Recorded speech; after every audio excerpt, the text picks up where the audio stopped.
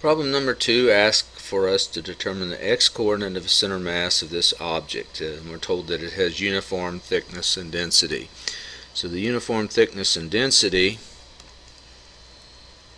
says that the mass is proportional to the area, so we can use areas instead of masses in our equation. Okay, the other key to this problem is deciding how to break it down. I think obviously we're going to treat the circle as a void. Okay, so we need to identify its center mass right there.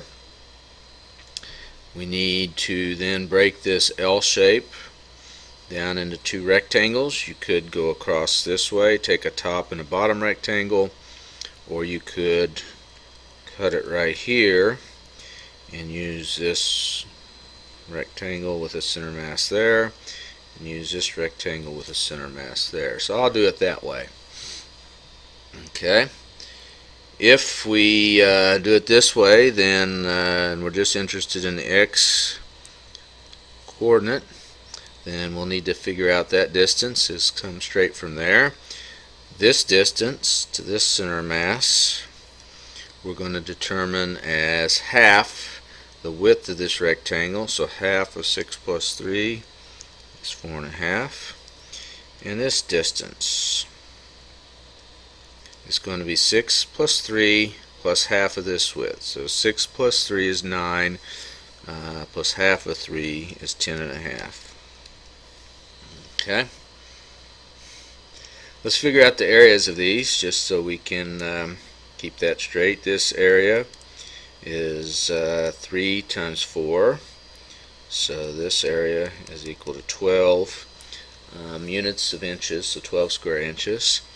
This area is 9. 3 plus 2 plus 4 is 9 high, so that's 9 by 9, or 81. So that area is 81. And then the area of our circle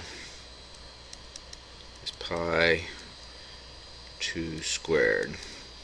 That number comes out to be pi 2 squared, 12.57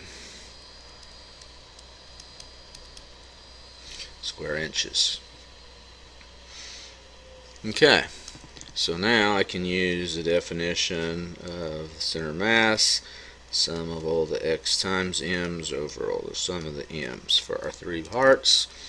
So for our case, we're going to have 81 times 4.5 plus, I'll do the positive one next, 12 times 10.5. Real common mistake is to just use 1.5 there. It has to reference back to the origin. I forgot to mention it, but we are using this coordinate system, so our origin is right down there.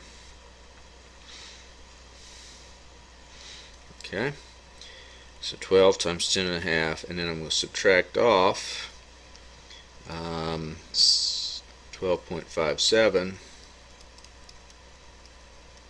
times 6, that number right there. And all that's going to get divided by 81 plus 12 minus 12.57.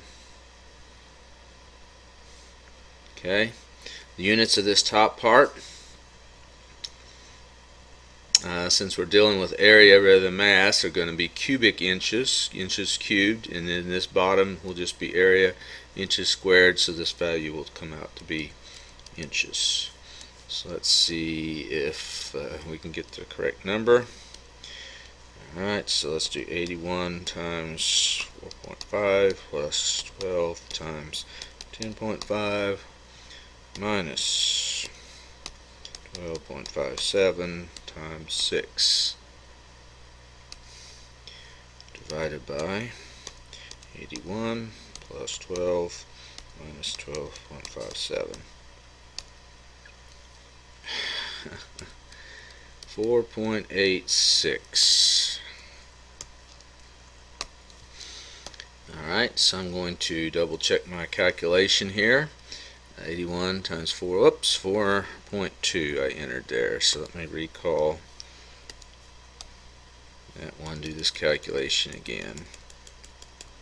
Again, I'm doing these live just to sort of simulate the actual time it would take you to do the test, make some mistakes, double check your calculations.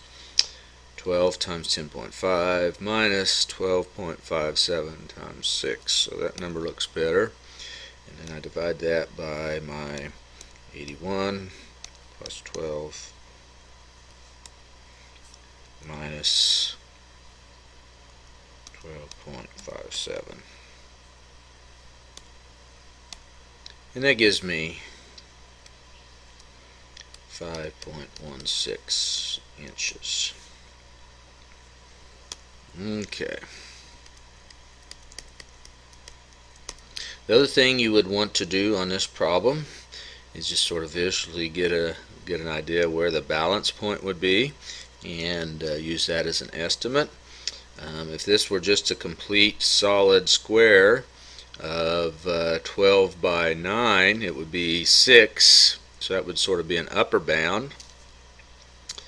And then if it was just this lower square without the extension, without the hole, it would be half of 9, 4.5. These sort of offset each other, so we would expect the answer to be somewhere around this 4.5 to 5 inch area in the X direction. So that works out well with our calculated number. My typo, math error over here also would have been reasonable, but just double checking your calcs when you get a chance also helps.